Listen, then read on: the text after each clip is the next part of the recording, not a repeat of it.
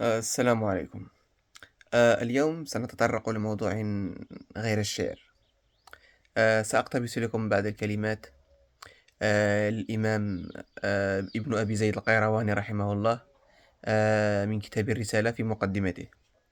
يقول رحمه الله: وأن خير القرون قرون الذين رأوا رسول الله صلى الله عليه وسلم وآمنوا به، ثم الذين يلونهم، ثم الذين يلونهم، وأفضل الصحابة الخلفاء الراشدون المهديون أبو بكر ثم عمر ثم عثمان ثم علي رضي الله عنهم أجمعين.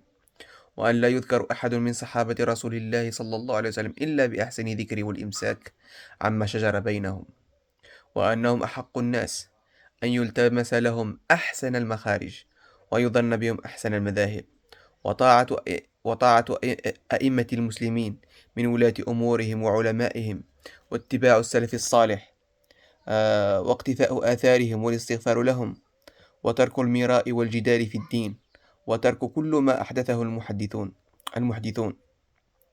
وصلى الله على سيدنا محمد وعلى آله وأزواجه وذريته وسلم تسليما كثيرا.